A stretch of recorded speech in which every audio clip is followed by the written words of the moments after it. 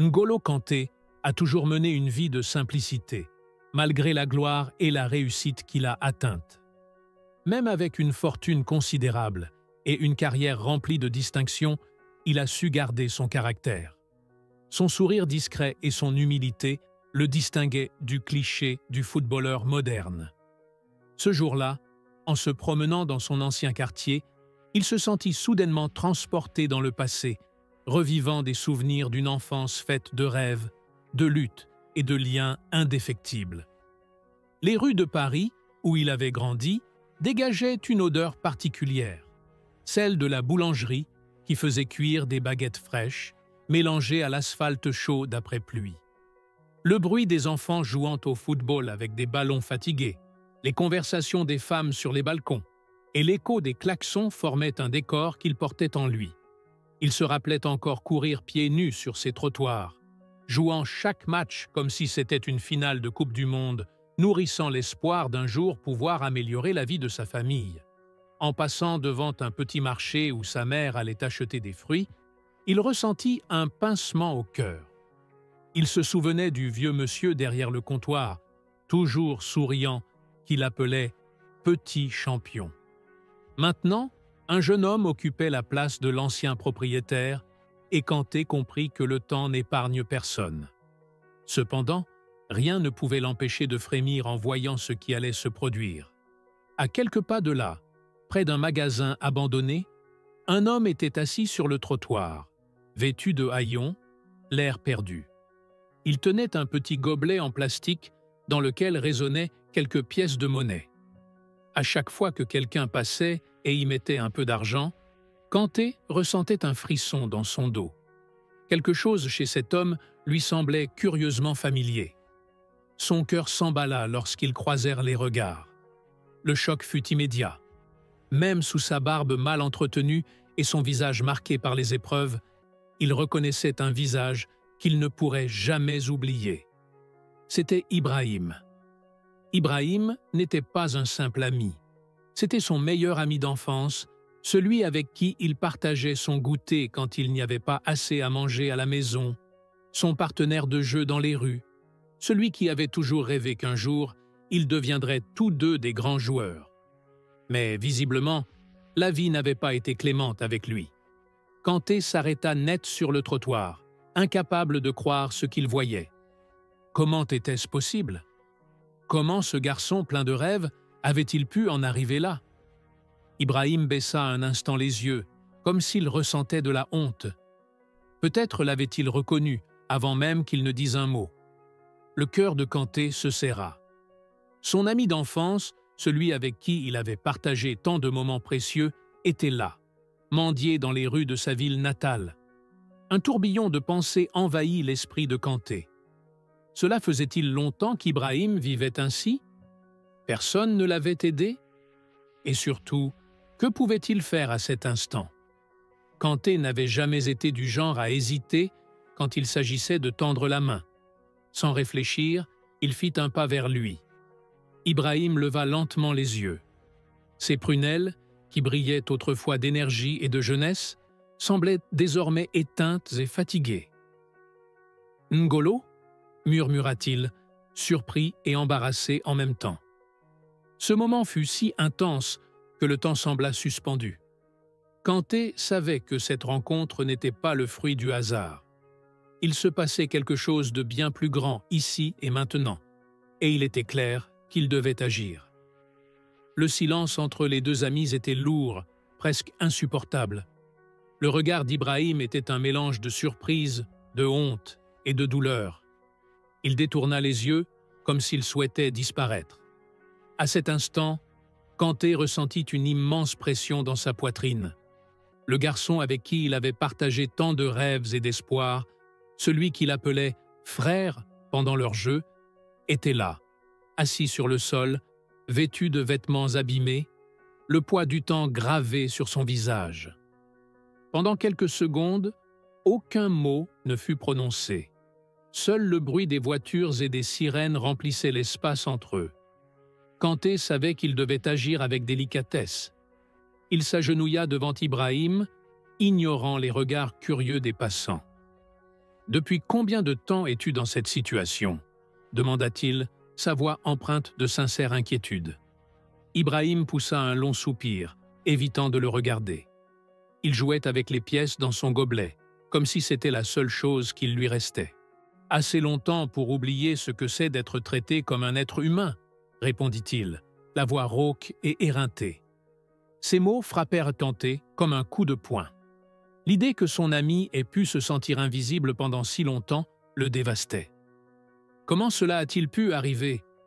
Il se souvenait d'Ibrahim comme d'un jeune homme débordant d'énergie, toujours prêt à trouver une solution. Qu'est-ce qui avait changé? Que s'était-il passé? Ibrahim, insista Kanté, s'asseyant désormais à côté de lui, indifférent à l'endroit où il se trouvait. Ibrahim lâcha un rire bref, sans joie. « Qu'est-ce qui ne s'est pas passé ?» Il passa une main lasse sur son visage. « Mes parents sont partis, l'un après l'autre, et j'ai fini seul, sans famille, sans argent, sans repère. La vie est devenue un enchaînement de chutes. Au début, j'ai essayé de me battre. J'ai pris des petits boulots, j'ai fait ce que j'ai pu, mais à un moment donné, je me suis retrouvé noyé dans ce monde. » Kanté sentit une boule se former dans sa gorge. Il savait que la vie pouvait être cruelle, mais l'entendre ainsi, de la bouche de quelqu'un d'aussi proche, était différent. C'était presque insupportable. « Tu n'as pas pensé à demander de l'aide ?» demanda-t-il, bien qu'il se doutât de la réponse. Ibrahim poussa un long soupir. « Qui s'en soucie ? Au début, quelques amis m'ont donné un coup de main, m'ont trouvé un coin pour dormir, de quoi manger, mais la patience des gens a des limites. Petit à petit, je suis devenu un fardeau. Personne ne veut d'un homme sans avenir. » Un mélange de colère et de tristesse s'empara de Kanté. Comment personne n'avait pu venir en aide à son ami? Comment le monde pouvait-il être si cruel pour convaincre quelqu'un que sa vie ne valait rien? Il regarda Ibrahim, et dans ses yeux, il ne voyait pas un sans-abri, mais cet ami d'enfance avec qui il partageait son dernier morceau de pain, celui qui l'encourageait à ne jamais abandonner même lorsqu'il se faisait rejeter par les recruteurs des clubs. Le souvenir lui revint d'un coup. Les deux garçons courant sur un terrain de fortune avec un ballon usé. Ibrahim avait toujours dit « Si l'un de nous gagne, c'est comme si on gagnait tous les deux. » Et aujourd'hui, Kanté avait gagné, mais Ibrahim était brisé. Il ne pouvait pas le laisser comme ça. « Tu peux encore t'en sortir » dit Kanté d'une voix pleine de détermination. Ibrahim laissa échapper un rire amer. « Je n'ai plus rien. » N'Golo tendit la main vers lui. « Tu m'as toujours. » La phrase resta suspendue. Ibrahim le regarda enfin, et pour la première fois, une lueur d'espoir s'alluma dans ses yeux. Kanté savait que ce moment était décisif. Il pourrait continuer son chemin et oublier cette scène, comme tant d'autres l'avaient fait avant lui. Ou bien, il changerait le destin d'Ibrahim. Il avait déjà pris sa décision. « Viens avec moi, Ibrahim, » dit-il, en se levant et attendant que son ami fasse de même. Ibrahim hésita. Peut-être était-il trop habitué à être rejeté, mais après un moment, il saisit la main de Kanté et dans ce simple geste, quelque chose s'éveilla en lui. Leur histoire était sur le point de renaître. Ibrahim sentit la main de Kanté, ferme et chaleureuse, tenir la sienne. Elle lui rappela qu'il était encore là, que quelqu'un se souciait de lui. Il hésita un instant. Cela faisait si longtemps qu'il n'avait plus été traité avec respect qu'il avait presque oublié ce que cela faisait. Mais en regardant Kanté dans les yeux, il vit enfin quelque chose qu'il n'avait pas vu depuis longtemps, de la sincérité. Ils commencèrent à marcher ensemble, en silence, dans les rues de leur quartier. Ibrahim était encore abasourdi.